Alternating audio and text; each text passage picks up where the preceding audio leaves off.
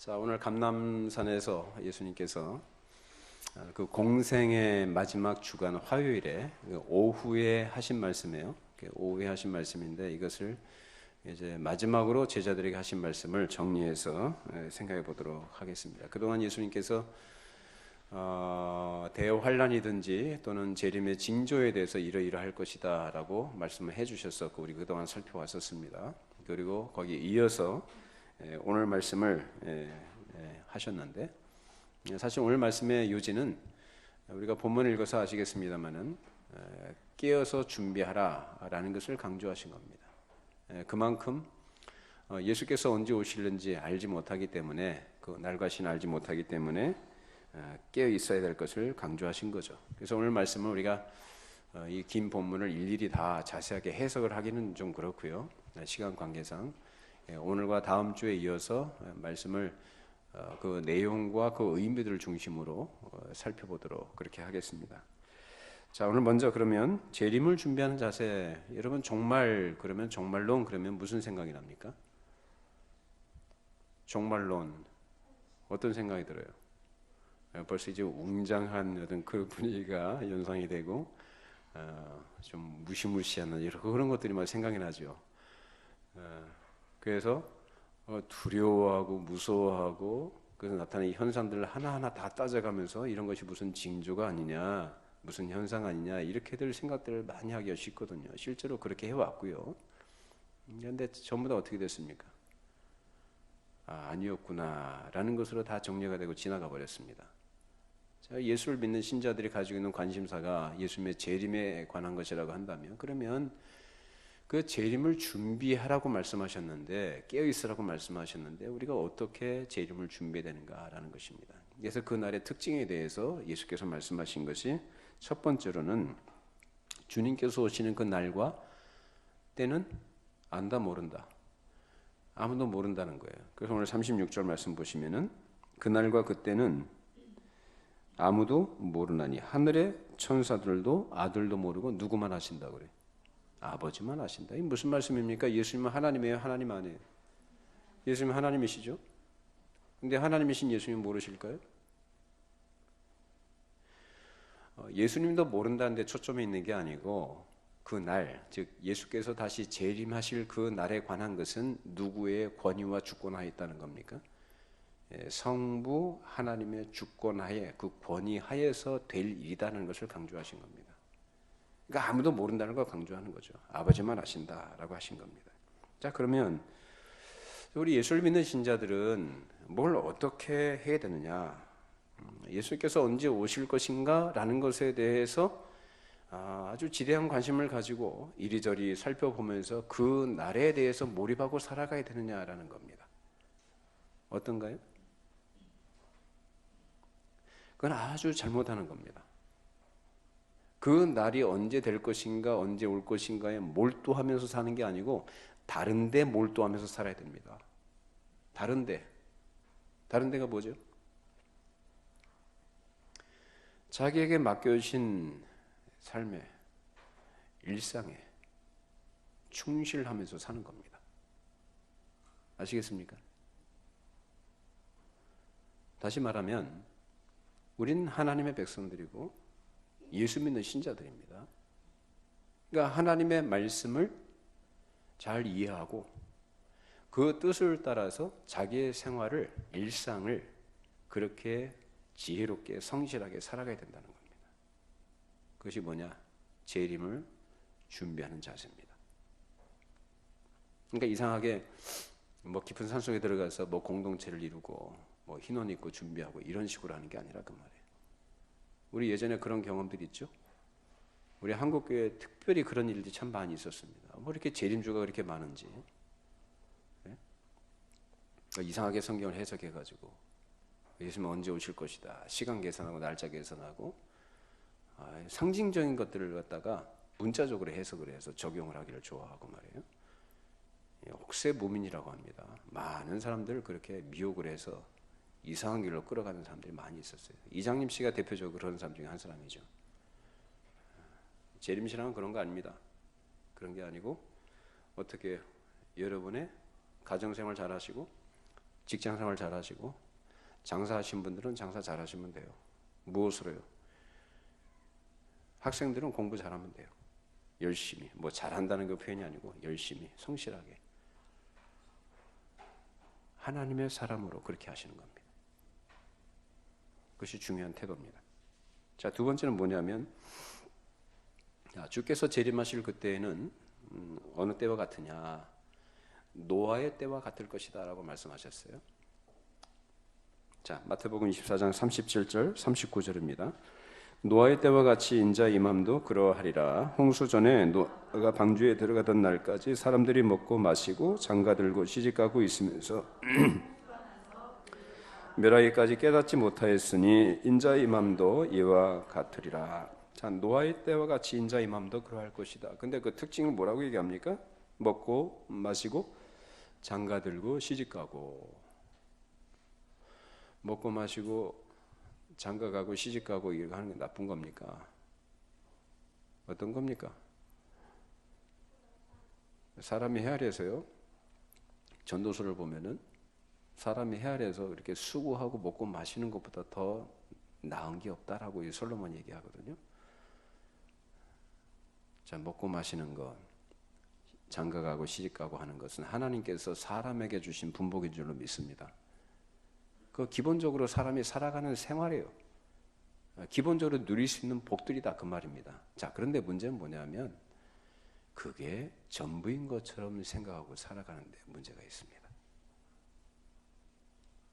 하나님께서 사람을 세상에 내실 때 그렇게 먹고 사는 것으로 그렇게 결혼하고 가정생활 꾸려나가는 것이 전부인 것처럼 살라고 하셨습니까? 어떻게 하셨습니까? 아담을 하나님께서 만드셨을 때 뭐 하라고 하셨죠? 사람을 만드신, 창조하신 목적이 뭡니까? 야, 에덴 동산 모든 걸 다 먹어라, 누리라 하셨어요. 다 허락해 주셨어요. 하나만 빼고. 하와도 지어주시고. 뭐 때문에요? 하나님을 경배하고 하나님 맡겨주신 일을 하라고요. 그래서 사람은 먹고 마시고 하는 것이 그 인생의 전부가 아니고 그 생활을 통해서 하나님이 어떠한 분이시냐 그것을 실증해 나가는 거예요. 그리고 하나님 나라의 거룩한 특징이 뭐냐, 하나님 나라의 성격이 뭐냐, 이런 걸 나타내면서 살아야 된다는 겁니다. 그런데 오늘 사람들은 그런 것들을 하지 않죠. 특별히 하나님을 아는 사람이라면 하나님 나라에 대한 사상, 즉 하나님 나라에 대한 사상이 분명해야 됩니다. 그런 사상을 가지고 생활을 해 나가는 것이고, 그리고 설령 하나님을 모르는 사람이라 할지라도 하나님께서 모든 사람에게 기본적으로 양심이라는 걸 주셨어요. 모든 사람에게. 그렇기 때문에 사람은 무엇이 선한 것이냐, 어떤 것이 옳은 것인가를 찾아서 그렇게 나가야 됩니다. 자연을 보면 누구를 알 수 있도록 하셨어요? 하나님을 알 수 있도록 하셨어요. 근데 사람들은 애써 부인하죠. 애써 부정하고 하나님을 인정하려고 하지 않습니다. 그래서 그저 먹고 사는 일들이 그런 사람들에겐 최대의 관심사예요. 그러니까 먹고 사는 문제가 그들의 올무가 되어버린 거예요. 완전히 거기 매여서 사는 거죠. 그것 때문에 일희일비하고 그것에 목매달고 살아가는 것이 인생들입니다. 그래서 무엇 때문에 인생이 먹고 마시는 것이며 무엇 때문에 결혼을 하는 것인지 그 본래의 목적도 의미도 다 잊어버리고 살아가는 것이 인류의 역사의 흔적들입니다. 자, 그런 사람은 어떻게 됩니까? 그 이상의 것을 아는 사람들에게 허락된 그 은혜, 그 거룩한 사명을 감당하기보다는 그런 걸 모르니까 어떤 가운데 있어요? 거룩한 사명이니 하나님의 은혜니 그런 것들은 관심이 없어요. 이 사람들이 어디에만 관심이 있어요? 자기 육신의 삶에만 관심을 두는 거예요. 현실에 매달리고 현실에 함몰돼서 살아갑니다. 결국은 하나님의 뜻이 아니라 자기 뜻을 따라 살아가고 하나님의 영광이 아니라 자기의 정욕을 추구하면서 살아갑니다. 그것이 뭐냐? 바로 죄악된 삶이다라는 거예요. 뭐 죄라는 것이 뭐 도덕적으로 나쁜 짓만 하는 것이 죄악된 게 아니고 하나님 없이 하나님과 상관없이 또 하나님을 무시하고 자기 마음대로 살아가는 게 죄악된 겁니다. 그래서 그런 자들에게 필연적으로 무엇이 주어지느냐? 다른 것도 없습니다. 심판밖에 남는 게 없습니다. 그러면 하나님을 아는 자들은 어떤 인식을 가지고 살아야 됩니까? 그러한 이 세상의 현실을 바라보면서 사람들의 어떤 모습들과 이 시대의 흐름들을 말씀에 비추어서 생각해 보면서 이런 것은 필연적으로 반드시 하나님의 공의의 심판만이 남게 될 것이라는 사실과 동시에 이러한 세상에 하나님의 자비의 구원이 필요하다는 것을 절실하게 느끼게 되는 거예요. 노아의 때 어떻게 됐습니까? 죄악이 관영하였다. 개역 한글판엔 그렇게 돼 있어요. 가득 찼다라는 거예요. 그러니까 하나님께서 이제 더 이상 이 참으실 수가 없는 거죠. 그래서 노아의 때 어떻게 했어요? 노아를 하나님이 선택하셔 노아는 은혜를 입었다라고 했거든요. 그래서 하나님을 아는 거죠. 그래서 하나님께서 그 노아에게 지시를 하십니다. 너 방주 지어라. 방주를 지으라는 것은 곧 하나님의 메신저로서 살라는 얘기였거든요. 방주를 몇 년 동안 짓습니까? 120년 동안 지어요. 그 얘기는 곧 120년 동안 사람들에게 하나님의 말씀을 증거했다는 얘기예요. 근데 사람들은 어떻게 합니까? 이 멀건 대낮에 홍수라는 걸 전혀 경험해 보지 못한 사람들이기에 그래서 하나님의 말씀이 무엇인지 이해도 못하고 깨닫지도 못하고 완전히 무시해버립니다. 어떻게 됐습니까? 120년 동안 복음을 전했는데도 하나님의 말씀을 전했는데 그들은 완전히 하나님의 말씀을 무시하고 어떻게 살았다고 그래요? 예수님 말씀하셨잖아요. 사람들이 먹고 마시고 장가들고 시집가고 그렇게 했다는 거예요. 자기 욕심과 자기 만족에 몰입해 살다가 결국은 노아의 8식구 이외에는 전부 다 멸망당하고 말았습니다. 근데 노아의 홍수에 대해서 이 창조과학회에서 연구해 놓은 그 글을 제가 본 적이 있는데 우리는 단순히 비가 많이 오고 뭐 물이 터져 나오고 그래서 물이 가득 차서 사람이 빠져 죽었다 이런 개념으로 이해를 하지만 그렇지 않습니다. 달과 지구의 그 잡아당기는 힘이 있지 않습니까? 그것에 의해서 온 지구상에 이 홍수물이요 아주 거칠게 소용돌이 치듯이 그렇게 몰아쳤다는 거예요. 짐승이나 사람이나 어떻게 됐을까요? 다 갈기갈기 찢겨 죽은 게요. 찢겨서 죽었어요. 찢겨서 아주 참혹했을 겁니다. 그렇게 다 죽었어요. 근데 문제는 뭐 곱게 죽으나 비참하게 죽으나 죽는 건 매 한 가지 아닙니까? 근데 그걸로 끝난 게 아니라 이 말이에요. 무엇이 더 무서운 거냐라는 거죠. 사람이 죽으면 끝납니까? 아니에요. 죽으면 끝나는 게 아니고 죽은 그 이후에 그 세상에서 육신이 멸망한 이후에는 다시는 구원을 얻을 수 있는 기회가 없는 곳으로 들어가 버리고 만다는 거예요. 그게 뭡니까? 지옥이죠. 영원한 고통과 형벌이 있는 그러한 곳으로 들어간 것입니다. 그래서 주님 재림하실 때가 바로 그럴 때와 같다라는 거예요. 사람들이 먹고 마시는 것으로 표현된 자기 생활에 몰두하는 것으로 하나님과 상관없이 자기 생활에 몰두하는 것에 빠진다라는 거예요. 그리고 복음을 안 듣는다라는 거예요. 우리 주님 오실 날 그때까지 말씀 안에서 여러분 바른 믿음 가지고 신앙생활 잘 하시기 바랍니다. 나중에 그때 보면 알겠죠. 어떤 사람이 주의 말씀에 충실하게 살았는가 그렇지 않은 사람인가 드러날 겁니다. 자, 세 번째로 중요한 것은 주께서 마지막 날 심판하실 때 천사들을 보내서 그 택하신 자들을 다 모으신다라는 거예요. 자, 마태복음 24장 30, 31절까지 읽어보십시다.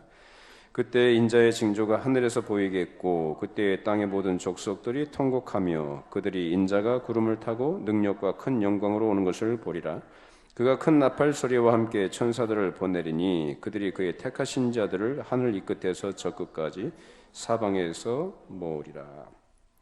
자, 인자가 재림하시는 그 징조가 하늘에서 보일 것이다. 그때 이 땅에는 모든 족속들이 통곡할 것이다라는 거예요. 이게 늦은 거죠. 그래서 땅에 있는 그런 모든 사람들이 하나님의 무서운 진노와 심판 아래 있게 될 것이고, 택하신 자들, 즉 환난 가운데서 끝까지 주님을 의지하고 인내로서 믿음을 지킨 자들은 주님이 오시는 그날에 천사들을 보내서 다 고도가신다는 겁니다. 믿으십니까? 천사들을 보내세요. 우린 천국이 어딘지 몰라요. 어떻게 가는지 몰라요. 그래서 하나님이 천사들을 보내신다고요. 예수 믿다가 돌아가신 분들 보시면은 가실 때 편안합니다. 편안해요. 근데 안 믿고 가시는 분들은요, 참 힘들게 가셔요. 공통적으로 그런 현상들이 있어요. 목사님들이 집례를 많이 하지 않습니까? 장례 절차. 천사들을 보내서 데려가시는 거예요. 마지막에 그러할 것이다라는 거죠. 재림하실 때. 그래서 오늘 본문에서는 밭에 있는 두 사람, 그걸 맷돌을 가는 두 여인으로 이렇게 표현해 놨습니다. 두 사람 중에 하나는 데려가시고 하나는 버려둠을 당한다라고 말씀하셨어요. 같이 밥도 먹고 장사도 하고 사업도 하고 같은 직장에서 사회를 이루고 서로 연관이 있는 생활을 했던 사람들 가운데 하나는 데려감을 당하고 하나는 버려둠을 당합니다. 자, 예수를 믿는 신자들이 세상에서 살아갈 때 불신자들하고 사는 것이 다릅니까? 똑같습니까? 겉모습이. 같은 조건 속에서 같은 일을 하죠. 그죠? 직장도 같이 다니잖아요. 근데 다른 게 있습니다. 뭐가 다를까요? 하나님을 알고 그를 의지하는 것이 다릅니다. 여러분 직장 다니신 분들은 그 옆에 직장 동료들이 하나님 모르는 사람들 있잖아요. 그러니까 그렇게 사는 거예요. 근데 일은 똑같이 하죠. 그래서 특별히 여기서 말하는 데려가시고 버려둠을 당한다고 할 때 데려가신 사람은 어떤 사람이냐면, 그런 겉모습은 같은 생활을 하지만 어려움과 환난 가운데서 그를 견디고 이겨내는 사람을 얘기합니다. 그래서 환난 가운데 핍박을 받을 때 하나님의 백성들은 누구를 의지하느냐? 하나님의 말씀을 신뢰하고 그 하나님을 의지하고 믿음을 지키면서 살아가는 겁니다. 그런 사람들을 여기서 데려가신다라고 얘기합니다. 하나님과 상관없이 그럭저럭 살아가는 그런 사람들과 달리 분명한 믿음을 가지고, 핍박이라고 하니까 무슨 물리적으로 나에게 위해를 가하고 내 몸을 힘들게 하고 그런 것만을 말하는 게 아닙니다. 여러분, 경건하게 살고자 하는 자는 뭐라고 합니까? 박해를 받는다 그래요. 여러분의 현실입니다. 직장에서도 마찬가지요, 가정에서도 마찬가지예요. 예? 오늘도 이 자리에 나오신 분들, 오늘 한쪽에 안 믿으신 분들은 참 그 어려움을 견뎌내시면서 신앙생활 하신 분들 아닙니까? 제 아내도 고등학교 때 예수를 믿기 시작해가지고 아버지한테 굉장히 야단을 맞으면서 신앙생활을 했어요. 너 그렇게 하면 파버린다, 호적에서. 그 정도로 아주 힘든 상황 속에서. 근데 아주 하나님께서 큰 은혜를 주셔서 그런 거 겁내지 않고 용감하게 신앙생활을 이어왔습니다. 그러니까 우리 핍박이라는 건 그런 거죠. 타협하지 않고요, 양보하지 않는 거예요. 여러분, 진리 안에서 여러분의 믿음을 잘 지켜나가시기 바랍니다.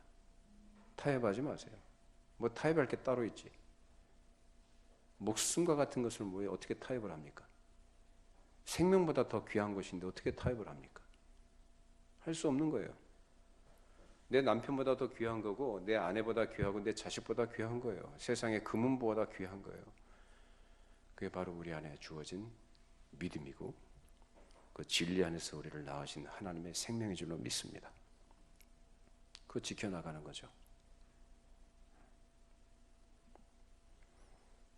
그 다음에 네 번째는 생각하지 않은 때에 인자가 오신다라고 하셨는데, 마태복음 24장 42절 44절 말씀, 그러므로 깨어있으라. 어느 날에 너희 주가 임할는지 너희가 알지 못함이니라. 너희도 아는 바니 만일 집주인이 도둑이 어느 시각에 올 줄을 알았더라면 깨어있어 그 집을 뚫지 못하게 하였으리라. 이러므로 너희도 준비하고 있으라. 생각하지 않은 때에 인자가 오리라. 자, 예수님이 오시는 그 시간은 어떤 시간이라고 합니까? 생각한 시간이에요? 생각하지 않은 시간이에요? 예, 생각하지 않은 시간이래요. 생각하지 않은 시간. 그러니까 어떻게 될까요? 사람들이 전혀 생각하지도 못하는 그 시간이니까 어떻게 될까요? 예수님의 재림을 기대하고 고대하는 신자라면 어떻게 됩니까? 깨어 있어야죠. 깨어 준비해야죠. 24시간 365일 준비하는 거예요. 이걸 항상 염두에 둬야 됩니다. 자, 다섯 번째는 충성 때는 충성되고 지혜 있는 종, 그리고 악한 종에 관한 말씀을 하셨는데, 그것이 45절 51절 말씀인데요. 자, 이 의지는 뭐냐? 충성되고 지혜 있는 종은 뭘 받는다?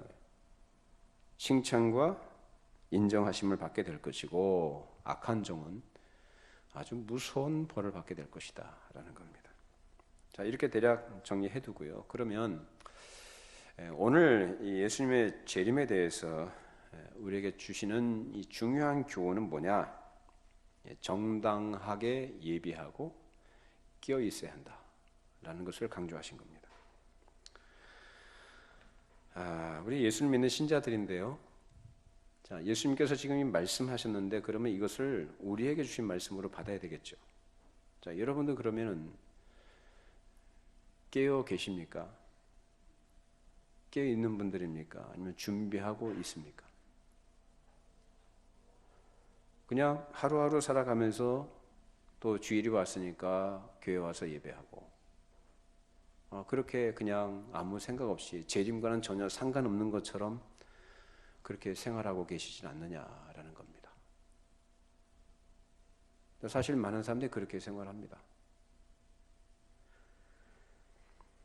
예수를 믿는다고 하면서도 종교적인 의식이나 어떤 행사들, 그리고 종교적인 행동들, 그리고 어떤 현실적인 요구에 너무 몰두하고 살아갑니다. 그래서 너무나 자기 현실 중심적이고 자기 중심적이라는 거예요. 내 상황들, 내 형편들, 내 어려운 문제들, 그런 거 있잖아요. 그런 거에 몰두해 있다는 거죠. 그래서 하나님은 그런 가운데서 나를 위로하시고 나에게 힘을 주시고 나를 도우시는 그런 분 정도로만 의지의 대상이지, 하나님의 뜻을 따라서 내가 어떻게 해야 될 것인가라는 것보다는 내 뜻을 이루기 위해서 하나님께서 나에게 어떻게 해 주셔야 되는 것에 대해서 너무나 많은 관심을 갖고 있다는 거예요. 그게 필요 없다거나 그걸 무시하자는 얘기가 아니고요. 우리가 좀 선후의 문제는 그렇게 좀 바르게 좀 정리를 좀 해두면 좋겠어요. 이제 마태복음 6장 33절에 뭐라고 하십니까? 너희는 먼저 그의 나라와 그 일을 구하라라고 하시잖아요. 예수님은 그렇게 말씀하시잖아요. 그렇게 가르쳐 주셨잖아요. 그러니까 우리가 구해야 될 것은 내 생활과 내 인생의 어떠한 문제가 아니고 뭘 구해야 됩니까? 하나님의 나라, 그 의, 그를 드러내고 그의 거룩하심을 증시하고 실증에 나가는 것에 내가 관심을 가지고 그것을 위해서 내 모든 것을 다 관심을 쏟고 그것을 위해서 살아가는 거예요. 그러한 자들에게 뭘 약속하셔요? 그래, 이방인들이 구하는 것이라고 표현된 그 모든 것들을 알아서 다 해주신다는 거예요. 믿으시기 바랍니다. 다 알아서 해주셔요, 하나님이요. 우린 지금까지 사실 그렇게 살아왔어요. 내가 생각하지 못하고 내가 기억하지 못하고 내가 깨닫지 못했던 것뿐이지, 사실은 하나님께서 우리의 연약함에도 내가 그렇게 온전하게 살지 못했음에도 불구하고 그렇게 길을 지도해 주셨고 인도해 주셨고 책임져 주셨습니다. 그렇게 하나님이 나를 은혜로 대접해 주신 걸 아셔야 합니다. 내가 산 게 아니라 이 말이에요. 내 믿음에 좋아서 산 게 아니야. 그래서 우리 보고 하나님께서 이 말씀을 통해서 뭐예요? 깨어 있어라. 항상 정신 놓고 살지 말고요. 그래서 주님의 재림을 준비한다는 것이 무엇인지, 어떻게 하는 것이 깨어 있는지에 대해서 우리가 좀 잘 알아야 되는데, 자, 누가복음 12장 35절 36절 보십시다. 허리에 띠를 띠고 등불을 켜고 서 있으라. 너희는 마치 그 주인이 혼인집에서 돌아와 문을 두드리면 곧 열어주려고 기다리는 사람과 같이 되라. 자, 허리에 띠를 띈다. 팔레스틴 사람들의 그 옷이 어떻게 돼 있어요? 치마처럼 너풀거리잖아요. 그러니까 활동하는데 그 방해가 될 거 아닙니까? 그럼 일을 하려면 어떻게 해야 돼요? 묶어야죠. 허리띠를 띠라는 거예요. 그러니까 활동하거나 무슨 일을 하기 위해서는 허리띠를 이렇게 해야 된다는 겁니다. 그건 뭐냐? 항상 일을 할 준비를 하고 있는 그 사람처럼. 또 뒤에 또 36절에도 주인이 혼인집에서 돌아와 문을 두드리면 곧 열어주려고 기다리는 사람과 같이 되라. 이것을 같이 반복하시는 거예요. 반복으로 강조하시는 거예요. 준비해야 된다는 걸 강조하시는 거거든요. 여러분 군대 갔다 오신 남자분들은 아시죠? 5분 대기조라는 게 있습니다. 저도 군대 있을 때 5분 대기조 생활을 했었는데, 5분 대기조는 말 그대로 5분 대기예요. 무슨 비상 상황이 발생하면 배를 울리면 그냥 튀어나가야 돼요. 그러기 위해서는 어떻게 됩니까? 워커도 못 벗고 자요. 완전 무장 다 해놓고 옆에 놓고 그냥 군복 그대로 입은 채로 철모도 바로 옆에다 두고 그냥 일어나면 5분 이내에 출동할 준비를 다 해놓고 잠을 잡니다. 잠이 제대로 오겠어요? 실제로 그럼 한 번씩 울려요. 훈련 상황이긴 하지만 배를 울려요. 그러면 어떻게 해요? 정신없이 벌떡 일어나서 바로 튀어나갑니다. 60 트랙 올라타가지고 출동하죠. 근데 그렇지 않고 다 옷 풀어 제끼고 이불 속에 들어가 있고, 예? 무장 해제하고, 언제 나갑니까? 비상인데.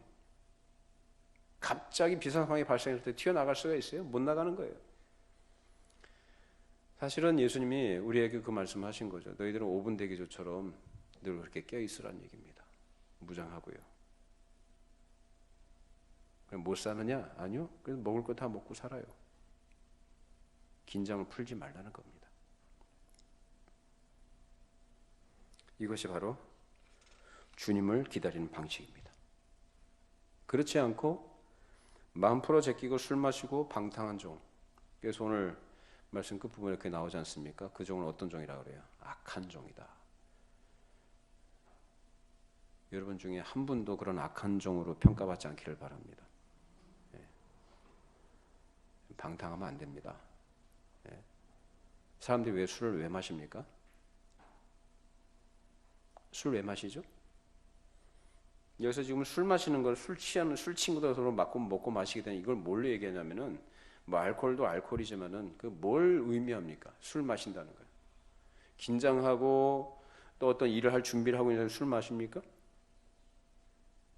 절대 그럴 수가 없죠. 근데 뭘 얘기하느냐? 긴장 다 풀어 제꼈다 그 말이에요. 다 풀어놓고 마음 풀어놓고 자기 마음껏 자기 정욕을 따라서 살아가는 그 삶을 그렇게 표현합니다. 그런 사람들은 결국 악한 종으로, 그런 종은 주인을 기다리고 있는 사람이 아니기 때문에 나중에 주인께서 오셨을 때 어떻게 해요? 아주 대단히 야단을 맞고 쫓겨난다라는 거예요. 그러나 충성되고 지혜 있는 종은 자기에게 맡겨진 일을 충성스럽게, 그리고 사람이 보든지 안 보든지 착실하게, 성실하게, 신실한 청지 역할을 하는 사람이 충성되고 지혜로운 종입니다. 저와 여러분들이 그러한 종이 되기를 바랍니다. 자, 누가복음 21장 34절. 너희는 스스로 조심하라. 그렇지 않으면 방탕함과 술 취함과 생활의 염려로 마음이 둔하여지고 뜻밖의 그날이 덕과 같이 너희에게 임하리라. 자, 너희는 스스로 조심하라. 이 말씀 근신하라 라는 얘기입니다. 아무 문제 없이 평안하다, 안전하다, 든든하다 생각하지 말고 긴장하고 살라는 얘기죠. 그런데 사람들은 아무 문제 없는 것처럼 생활해요. 아침에 눈 뜨면 하루가 또 시작이 됐구나, 정해진 일과 스케줄을 따라서 생활을 하고, 그리고 현실에 안주하고 인생을 나름 즐기면서 살려고 합니다. 먹고 마시고 놀고 술 취하고 자고 싶은 대로 자고 정욕을 따라서 살아가는 이러한 것들이 바로 방탕한 것이다. 그래서 방탕은 무슨 뭐 술집 뭐 쫓아다니고 뭐 여자들하고 놀고 이런 것만이 방탕을 말하는 게 아니라 하나님이 주신 기회들, 하나님이 주신 여러 좋은 것들을 허비하며 살아가는 것을 방탕이라 그렇게 얘기합니다. 그런 사람이 주님의 재림을 준비하는 사람입니까? 아니에요. 그 사람들은 그렇게 끝나게 되면 결국 주님께 꾸중받고 쫓겨납니다.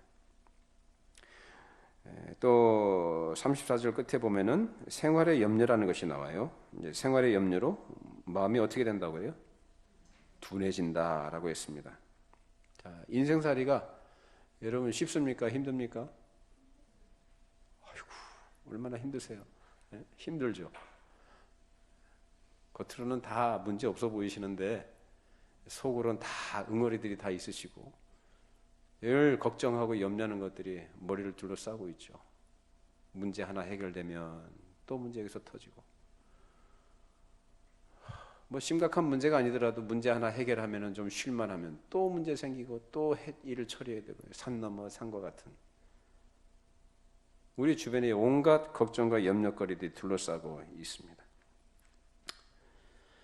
그래서 이런 걱정거리들에 둘러싸여 있는 인생, 그래서 거기서 함몰돼서 살아가는 사람을 예수님께서 씨 뿌린 비유 가운데서 가시떨기에 떨어진 씨와 같다라고 말씀하십니다.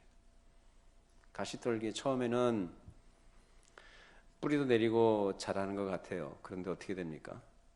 생활의 염려, 이생의 염려, 이런 것들 때문에 어떻게 해요? 그 기운이 막아버리는 거예요. 그 기운을 막아버려요. 가시떨기가.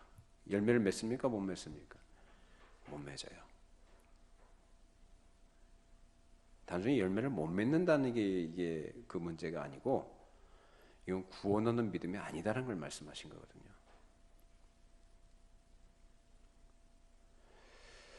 예수를 믿고 교회에 출석합니다. 그리고 같은 자리에서 말씀을 들어요.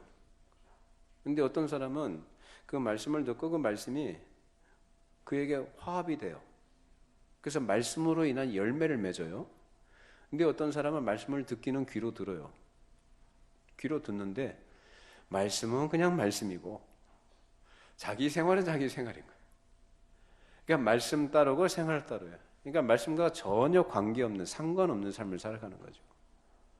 말로는 믿는다고 하지만 그 믿음이라는 것이 그냥 허공을 치는 고백에 불과한 거예요.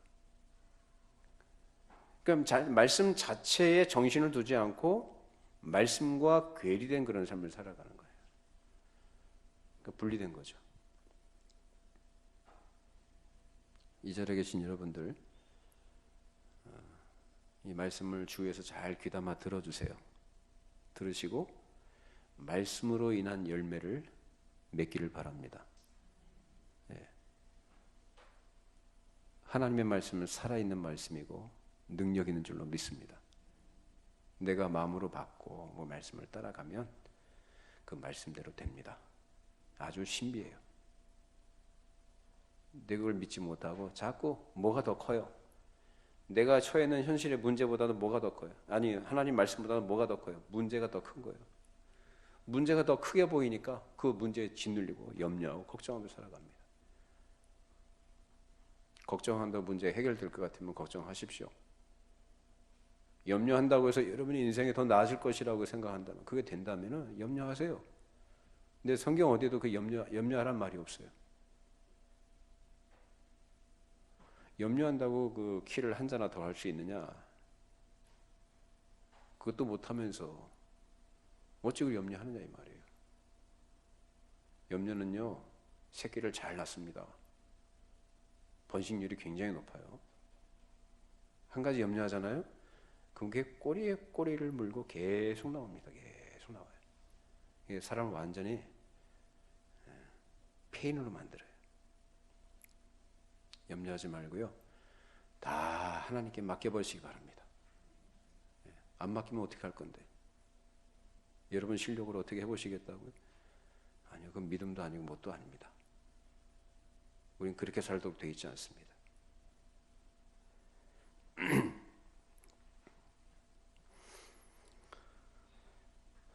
말씀에 정신을 쓰는 사람들이 자꾸 적어지는 그 시대, 이런 시대에 많은 사람들이 종교 자체에 정신을 씁니다.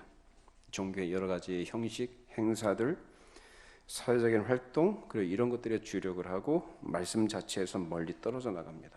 우리는 지금 날이 갈수록 이런 것이 더 만연한 그런 팽배지는 그런 시대를 살아가고 있고, 점점 갈수록 참된 믿음을 찾아보기 힘든, 그래서 마음이 둔해지는 사람들이 많아지는 그런 시대를 지금 살아가고 있습니다. 그렇기 때문에 이런 때일수록 오늘 이 말씀으로 우리 주님의 말씀이 우리에게 주시는 교훈으로 마음으로 받기를 바랍니다. 자, 누가복음 21장 35절 36절. 이날은 온 지구상에 거하는 모든 사람에게 임하리라. 이러므로 너희는 장차 올 이 모든 일을 능히 피하고 인자 앞에 서도록 항상 기도하며 깨어 있으라 하시니라. 자, 마음이 둔해지지 않도록 주님 앞에 우리가 설 수 있도록 뭐 하라고 합니까? 항상 기도하고 깨어 있으라고 합니다. 여러분, 질문을 좀 드려볼게요. 여러분, 기도가 충분합니까? 기도 생활이 충분하세요? 기도하면 할수록 세상을 이길 수 있는 힘이 생깁니다. 기도하면 할수록 내 영혼이 하나님 앞에 더 순결해지고 또 활력이 생깁니다. 근데 기도 안 하면 그만큼 내 마음이 둔해집니다. 여러분 말씀을 들으면서 마음이 둔해지면 안 되겠구나 생각은 하시겠지만, 기도 안 하면 깨어 있는 것도 의미가 없어요. 깨어 있는 것과 기도하는 건 같이 가는 거거든요. 할 수 있는 대로 여러분 기도 시간을 좀 많이 가지시고 늘려가시기 바랍니다. 이방인처럼 중원부안한 기도 시간을 늘리라는 게 아니라, 이제 그것도 안 하지 않습니까? 요새는 그냥 그런가 보다 하고 살잖아요. 신앙생활도 정해진 시간 기계적으로 교회 나와서 그냥 종교적인 행사 순서에 따라서 예배하고, 그렇게 해서 종교적인 만족감 어느 정도 누리면 은혜 받았다 생각하고 돌아가시지 않습니까? 그걸로 끝. 생활에서 깨어있거나 기도하는 것이 없어요. 결국은 뭐냐? 시험에 들어요. 그리고 생활의 염려가 자기를 엄습해 올 때 버텨내질 못합니다. 여러분, 기도하시고 깨어있기를 바랍니다. 자, 그렇게 우리가 기도하고 깨어있다면 그런 사람들이 복 있는 사람이고, 그런 날이 이제 주께 소실 그날이 언제 올지 모르지만, 그렇게 주의하는 하나님의 사람들은 어둠에 있지 않기 때문에 재림의 그날이 우리에게는 도적같이 임하지 않는다라는 거예요. 근데 불신자들에게는, 즉 깨어있지 않는 자들에게는 도적같이 임한다라고 말씀합니다. 자, 우리 데살로니가 전서로 넘겨보십시다. 5장 1절에 3절입니다. 형제들아, 때와 시기에 관하여 너에게 쓸 것이 없음은 주의 날이 밤에 도둑같이 이를 줄을 너희 자신이 자세히 알기 때문이라. 그들이 평안하다 안전하다 할 그때에 임신한 여자에게 해산의 고통이 이름과 같이 멸망이 갑자기 그들에게 이르니 결코 피하지 못하리라. 아주 긴박하고 무서운 상황을 지금 말씀하고 있어요. 어떤 사람에게요? 평안하다 안전하다 하면서 깨어있지 않는 자들에게. 아무도 피할 수 없다는 겁니다.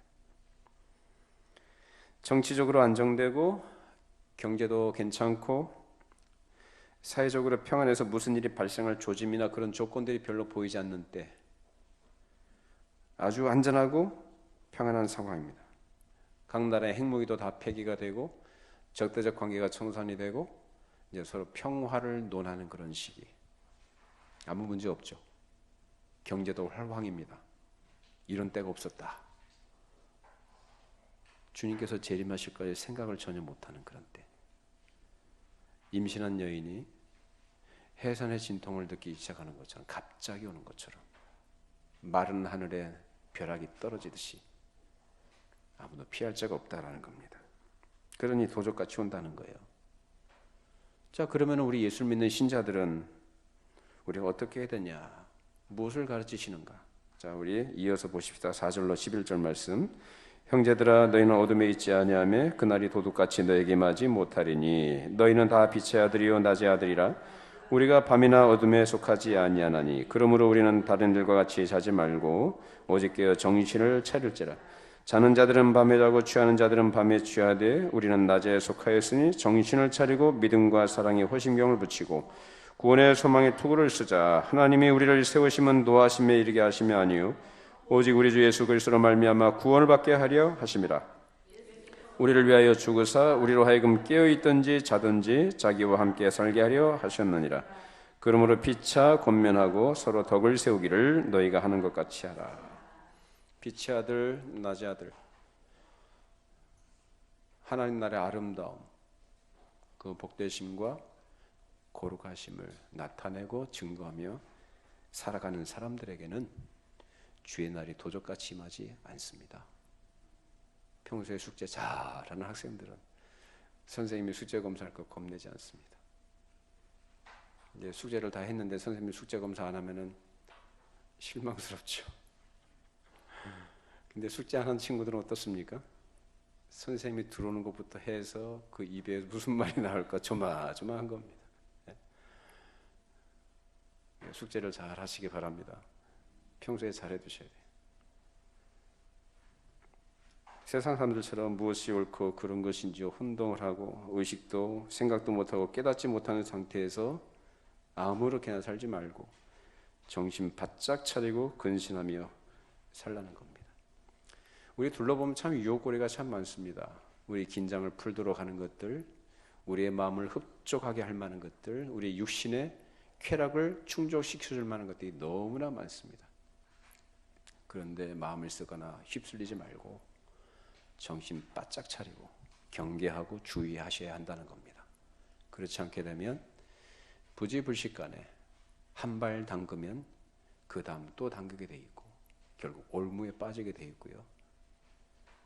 교회는 다니면서도 세상에 발을 담고 이것저것 다 먹을 거 다 먹고 할 거 다 하고 살아가다 보면 미지근한 사람이 됩니다.